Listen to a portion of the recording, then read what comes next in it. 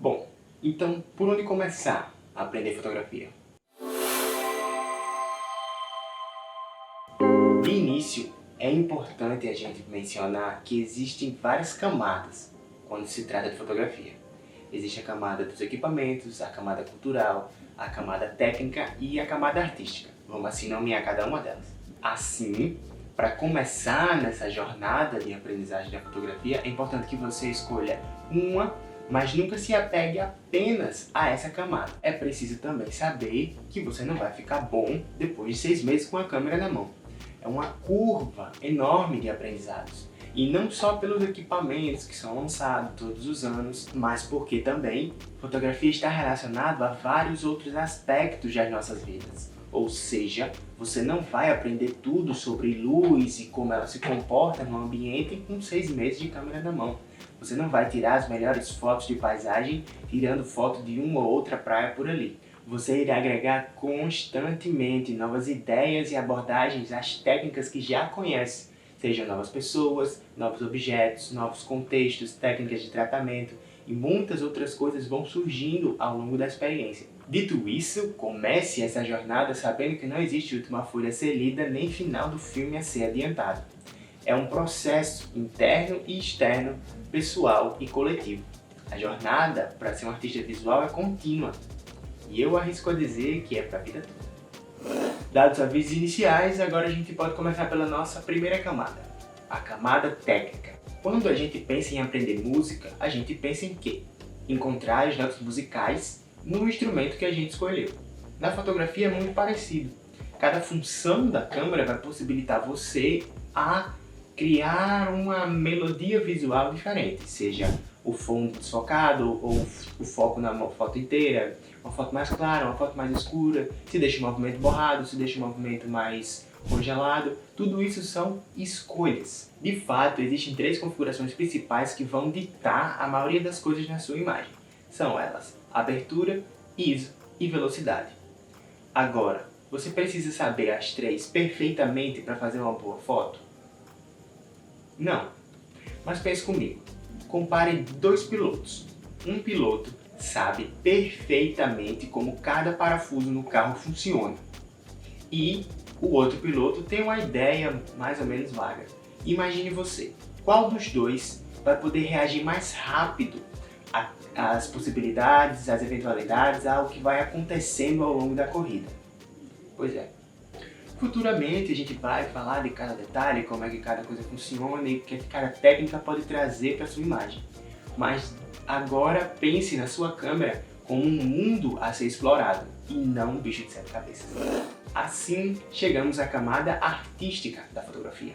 E não se engane, fotografia também é arte e como tal ela pode ser desenvolvida. Não se prenda ao mito de que fotografia é um dom que alguns poucos nascem com essa maravilha de poder traduzir o mundo em imagens. Não. O que essas pessoas têm é sensibilidade. E aqui eu estou usando um sentido muito específico da palavra. Sensibilidade no sentido de estar sensível às coisas ao seu redor e poder perceber o que as coisas são ou o que elas podem representar. E essa sensibilidade, ela é muito pessoal. O que me chama a atenção provavelmente pode não chamar a sua e vice-versa. E essa é a grande mágica da fotografia. Ela ajuda a gente a traduzir o nosso mundo em algo que os outros podem observar. Por exemplo, ao caminhar na rua, você provavelmente se depara com muitas cenas que são fotos bonitas, mas talvez você ainda não tenha a sensibilidade necessária para enxergar elas com esse olhar.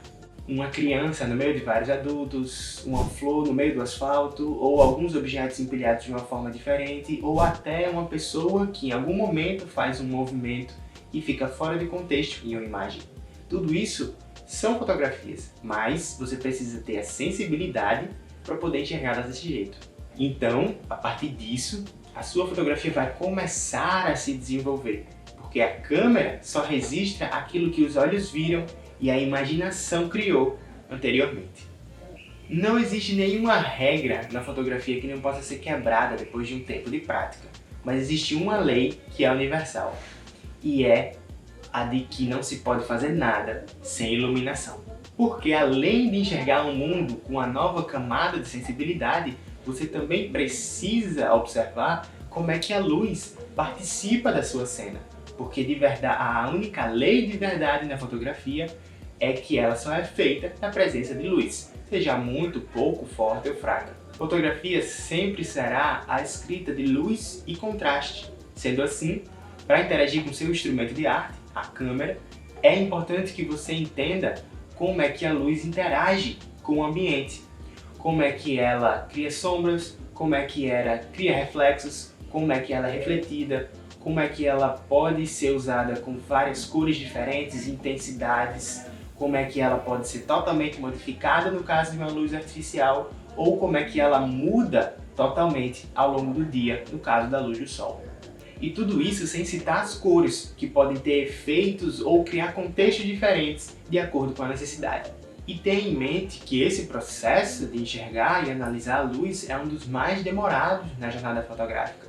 Então encare com mente aberta e muita paciência. Qual câmera usar, qual lente comprar, se usa flash ou luz natural, a camada dos equipamentos na fotografia por si só já é um mundo à parte.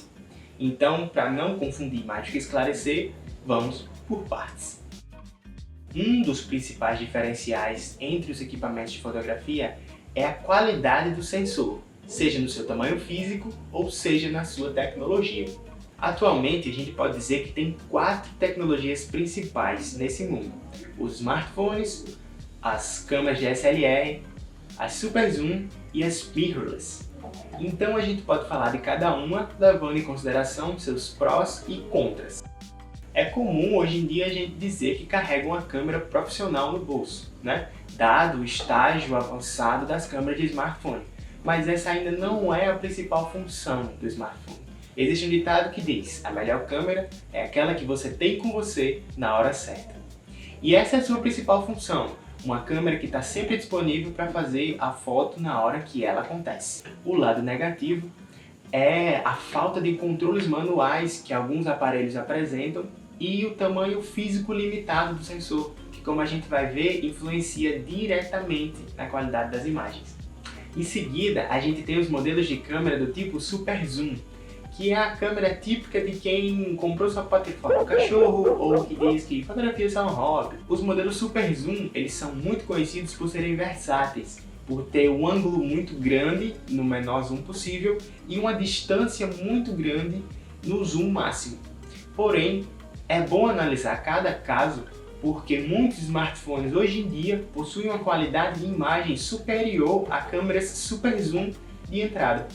O lado positivo é que câmeras Super Zoom já oferecem controles manuais muito mais detalhados do que os smartphones. E muitas vezes o zoom quilométrico que elas oferecem é um diferencial muito grande para algumas atividades. E câmeras Super Zoom, já no topo da sua categoria, oferecem alguns sensores bem melhores do que as de entrada.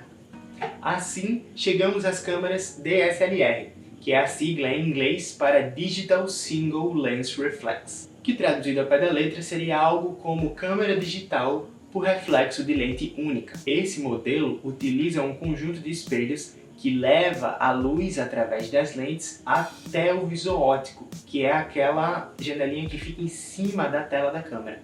Atualmente, a DSLR é o modelo mais difundido no mundo profissional, tanto pela sua capacidade muitas vezes superior às câmeras Super Zoom, quanto pela sua opção de gravar vídeos, controles manuais mais avançados e a sua principal função, que é a troca de lentes. Isso se dá pela sua construção, que é feita em 2 partes, o corpo da câmera e as lentes. E essa possibilidade flexibiliza bastante o uso da câmera, já que com diferentes lentes você pode cobrir diferentes necessidades dentro da fotografia. E o inverso também acontece, já que uma lente pode ser usada em uma família inteira de câmeras.